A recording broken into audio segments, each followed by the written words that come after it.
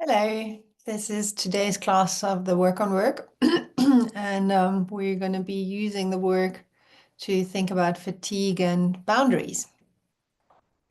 Because fatigue and burnout are huge topics in veterinary medicine, and not just there, because work culture really has spiraled into money-making culture. And companies profess to care about employees, but nevertheless are happy to just use them in any way they can until the employee literally burns out or leaves.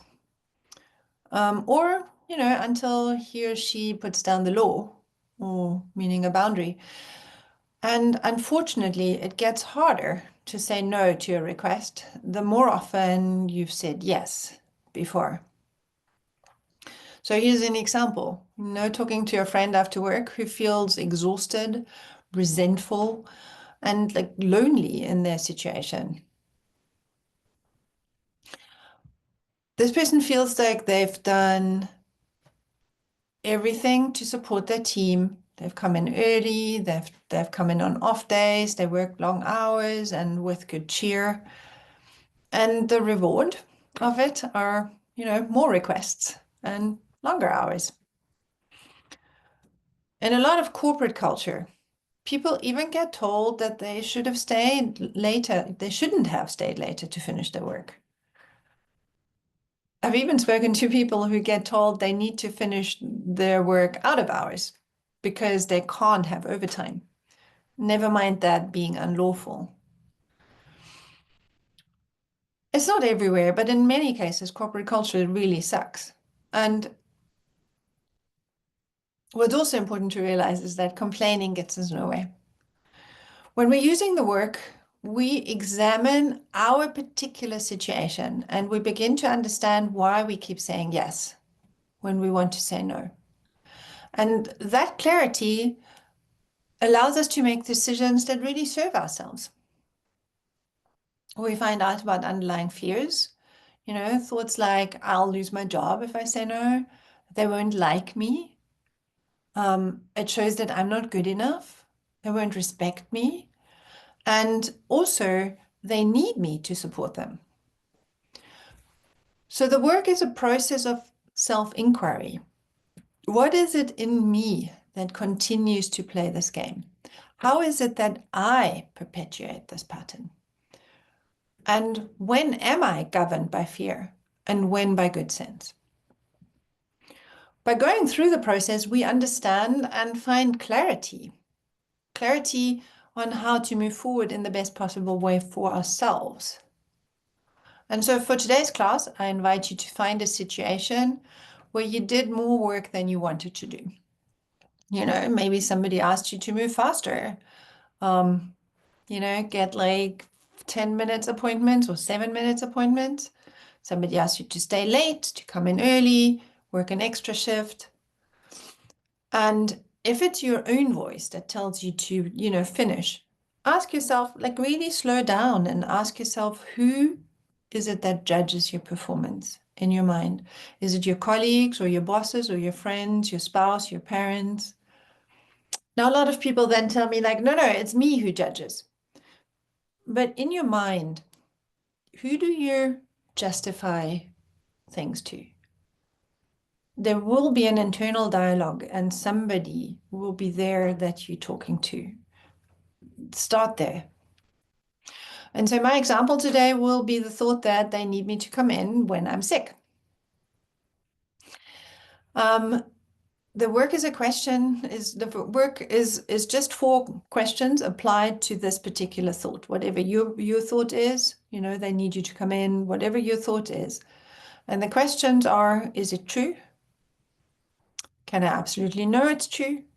How do I react? What happens when I believe this? And who would I be in the same situation? Situation doesn't change.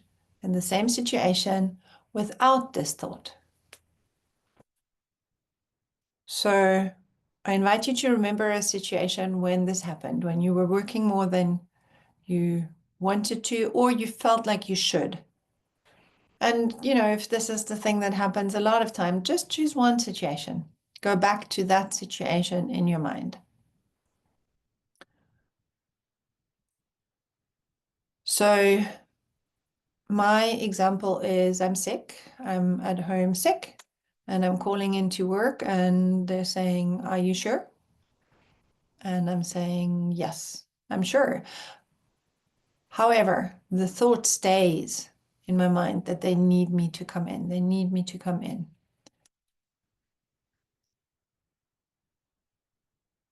They don't have anybody else. That's what they said. They need me to come in. Is it true? And the answer to this question is either yes or no. There's no story, no justification, no defense, no what ifs, just either yes or no. Is it true? And there's no wrong or right answer. Is it true? They need me to come in. So yes, he said so, yes. And the second question is, can I absolutely know if this is true? They need me to come in. Can I absolutely know? And this question invites you to slow down and look again. Without the shadow of a doubt, can I absolutely know this is true? They need me to come in. And my answer is no. And then the third question, how do I react? What happens when I believe this thought? How do I react? What happens when I believe this thought? They need me to come in. I feel pulled. I feel unsettled. I can't settle into just relaxing and being sick. All kinds of other things come up, like they'll fire me. It shows that I'm not committed. They won't like me. There'll be some backlash because of this. And then the defense, but I'm sick. I'm allowed to stay home. I should be staying home. All of those things chase themselves round and round in my head, and my whole body feels agitated, can't rest. So on top of the sickness, my whole body just is agitated and unwell. And so I end up being short with everyone around me, or I'll hide in a book, or I can't just go back to bed and sleep because I'm too worked up. I'm angry at them for saying that. They shouldn't say that. They should be supportive. And on and on and on. It goes on for hours. I don't like them. I judge their performance.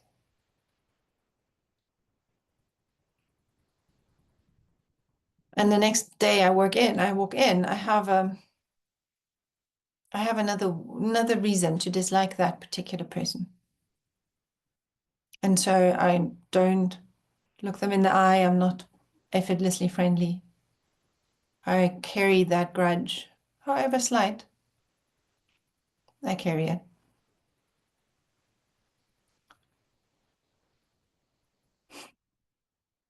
And who would I be without the thought that they need me to come in that situation?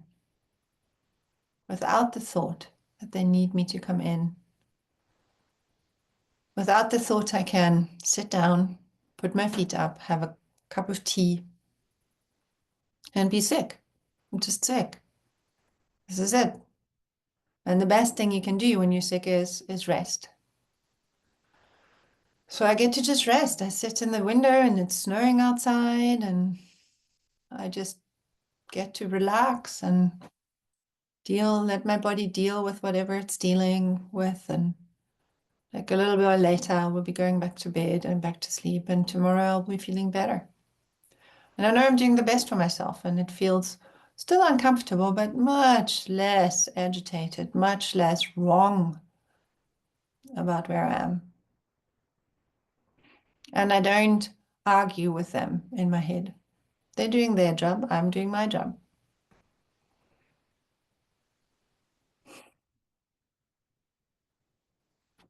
And then when I go in the next day, I can say something like, I'm really sorry. I wasn't there yesterday. I know it made things harder for you.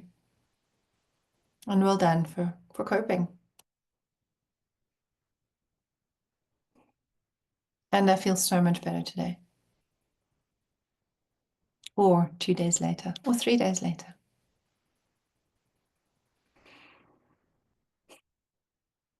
And then in the work, we turn the thought around. They need me to come in. They need me to come in. Turns around into the opposite. They don't need me to come in. So I find examples for how that is true. So when I go back to work the next day, they're still all there. They survived. It's all happened, all for nothing, no fires that they really needed me for. The building's still standing, business as usual. They didn't need me to come in. They don't need me to come in. Not in the way I am. I mean, it's way better for me to stay home when I'm sick and not make everybody else sick. They don't need me to come in, or this could even turn into they need me to stay home. They need me to stay home because also if I come in, I feel resentful. And I build that resentment builds over time. So I'm not good. I'm not a good member of my team coming in like that. I would start complaining to other people. And that, just drops the team morale. They don't need me to come in. And then turning it around to myself, I need me to come in. How is that true? I need me to come in. So there is a part of me that judges myself as weak, as not conforming. And that part fears then that I should lose my job. So that's a part of me that says, you should go. And that is the part inside me that I'm at war with. Like, not so much what they said, but they just pointed towards my own doubts. I need me to come in. And then you could look at coming in. What does it mean? Doing the work that's required of me in the moment. I need me to recover, be sick. I need me to be with myself. Be there, be present, do the work with me.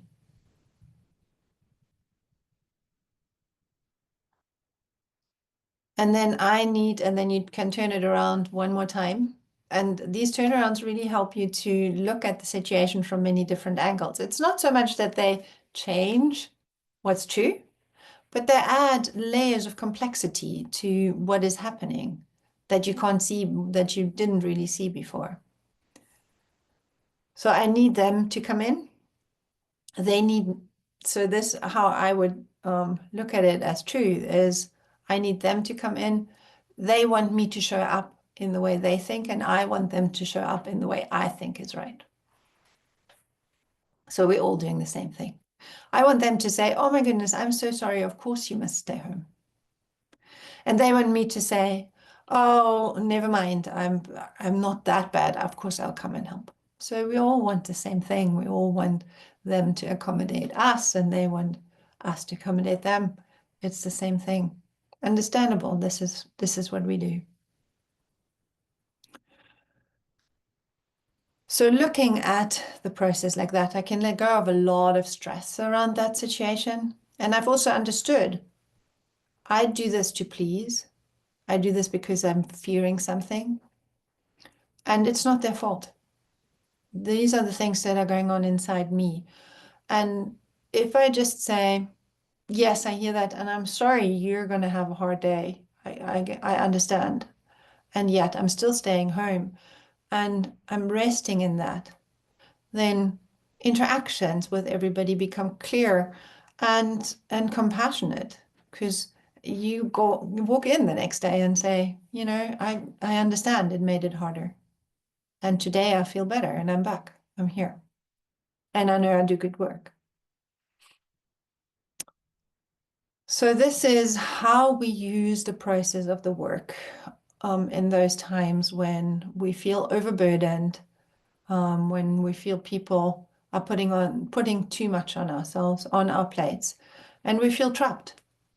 Because that trap, this feeling of being trapped, of being taken for granted, right?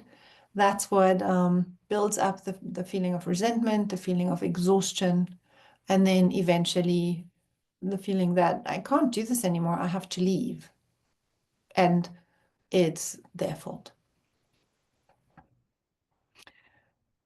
Right, we have one more class for the work on work coming up.